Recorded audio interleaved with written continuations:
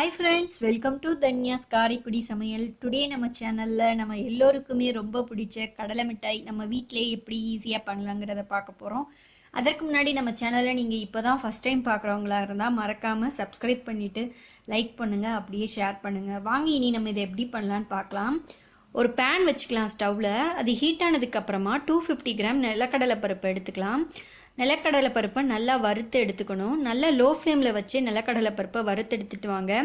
இது லோ ஃப்ளேமில் வச்சாதான் நமக்கு அந்த ஹீட்லேயே வறுபட்டு வரும்போது உங்களுக்கு சீக்கிரம் வறுபட்டு வரும். அதே நேரத்தில் உங்களுக்கு தீஞ்சு போகாமையும் இருக்கும். இது ஃபுல் அண்ட் ஃபுல் நீங்கள் லோ ஃப்ளேமில் வச்சு தான் வதக்கி எடுத்துகிட்டு வரணும். இது மாதிரி நல்லா வறுபட்டு வந்ததுக்கப்புறமா கலர் சேஞ்ச் ஆனதுக்கப்புறமா நம்ம ஒரு பாத்திரத்தில் வேறு தட்டில் இதை மாற்றிக்கலாம். இந்த மாதிரி கடலைப்பருப்போட தோல்களை நம்ம நீக்கணும். அதனால் இந்த மாதிரி நீங்கள் அழுத்தி விடும்போது கடலைப்பருப்பை அதில் இருக்க தோல் ஈஸியாக நமக்கு எடுத்துகிட்டு வந்துடும்.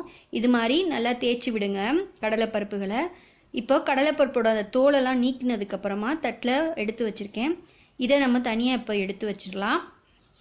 அதற்கிடையில் நம்ம கடலைப்பருப்பு வறுத்த அந்த பேன்லேயே 1 ஸ்பூன் அளவு நெய் சேர்த்துக்கலாம். நெய் வேணுங்கிறவங்க சேர்த்துக்கலாம், இல்லாட்டி அவாய்ட் பண்ணிக்கோங்க. அதில் நம்ம 250 கிராம் வெல்லம் சேர்த்துக்கலாம்.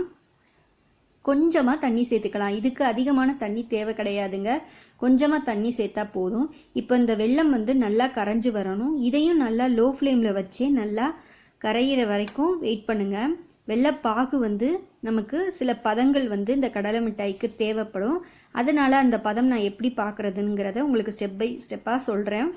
இப்போ பார்த்திங்கன்னா வெல்லம் ஓரளவு நல்லா கரைஞ்சி வந்துடுச்சு. இந்த ஸ்டேஜில் நீங்கள் இந்த மாதிரி தள்ளி வரும்போது நீங்கள் ஒரு பாத்திரத்தில் தண்ணி ஊற்றி இந்த மாதிரி செக் பண்ணி பாருங்கள். நல்லா வெள்ளைப்பாகு தொட்டோனே உங்களுக்கு கரைகிற மாதிரி இருந்தால் அது பதம் கிடையாதுங்க. அடுத்து கொஞ்சமாக ஊற்றி பாருங்கள், திரும்ப கொஞ்சம் நேரம் சென்று. இப்போ பார்த்திங்கன்னா இது நல்லா திரும்ப அழுத்துனா அது நல்லா இதாகுது. அப்படியும் இருக்கக்கூடாது. நம்ம வெள்ளைப்பாகு ஊற்றி நம்ம செக் பண்ணும்போது அது உடைகிற பக்குவம் தாங்க கடலை மிட்டாய் பக்குவம். இப்போ கொஞ்சம் நேரத்துக்கு அப்புறமா நம்ம இதில் ஏலக்காய் தூள் 1 ஸ்பூன் அளவு சேர்த்துக்கலாம். இப்போ நல்லா இதை லோ ஃப்ளேமில் வச்சு நல்லா கிளறி விட்டுட்டு வாங்க. இப்போ திரும்ப நம்ம கொஞ்சம் நேரம் சென்று செக் பண்ணி பார்க்கலாம். நல்லா இது உடையிற பதம் வந்துடுச்சாங்கிறத பார்க்கலாம். இது தாங்க பார்த்திங்கன்னா இப்போ உடைச்சி பார்க்கலாம். இப்போயும் பார்த்திங்கன்னா நம்ம ப்ரெஸ் பண்ணதுக்கப்புறம் நல்லா அழுத்தினோன்னே உடையாமல் அது நல்லா அமுங்கி வருது. அதுவும் பதம் கிடையாது. இப்போ பாருங்கள், இந்த ஸ்டேஜ் தான் இதோட ஃபைனல் ஸ்டேஜ். இப்போ நம்ம உடைச்சி காமிக்கிறேன் பாருங்கள்.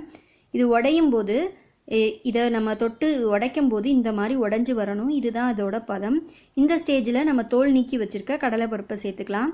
சேர்த்ததுக்கப்புறம் வெள்ளைப்பாகோட அந்த கடலைப்பருப்பு எல்லா பக்கமும் மிக்ஸ் ஆகிற மாதிரி நல்லா கலந்து விட்டுக்கலாங்க. கடலைப்பருப்பு நல்லா வெள்ளத்தோடு மிக்ஸ் ஆகி வரணும். லோ ஃப்ளேமில் வச்சு நல்லா கிளறி விட்டுட்டு வாங்க. நல்லா இது மாதிரி கலந்து விட்டதுக்கப்புறமா லோ ஃப்ளேமில் வச்சு கிளறிட்டே வாங்க. நல்லா வெள்ளைப்பாகோட எல்லா பக்கமும் கடலைப்பருப்பு மிக்ஸ் ஆகி வரணும்.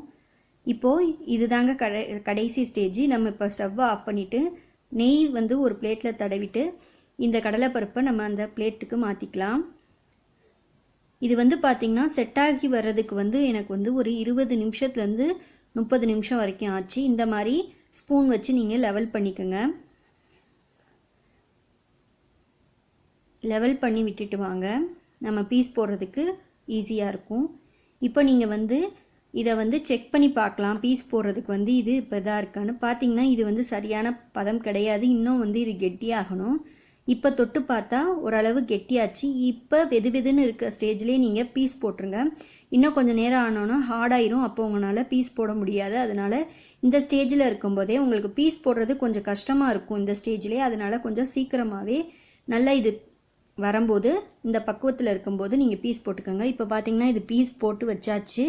இது நல்லா இன்னும் செட் ஆகி வந்ததுக்கப்புறமா நம்ம எடுத்து காமிக்கிறேன் பாருங்கள். இப்போ இது செட் ஆகி வந்ததுக்கப்புறம் இந்த மாதிரி நம்ம பீஸுகளை உடைச்சி எடுத்துக்கலாம்.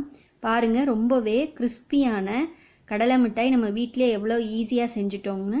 உங்கள் வீட்லேயும் நீங்கள் இதை ட்ரை பண்ணி பாருங்கள். நமக்கு விருப்பமான ஷேப்பில் நம்ம இதை பீஸ் போட்டுக்கலாங்க. பார்த்திங்கன்னா இதை நான் உங்களுக்கு தட்டில் எடுத்து ப்ரெசன்டேஷன் பண்ணியிருக்கேன். உங்கள் வீட்லேயும் நீங்கள் இதை ட்ரை பண்ணி பாருங்கள். நம்ம சேனலை லைக் பண்ணுங்கள். தேங்க்யூ.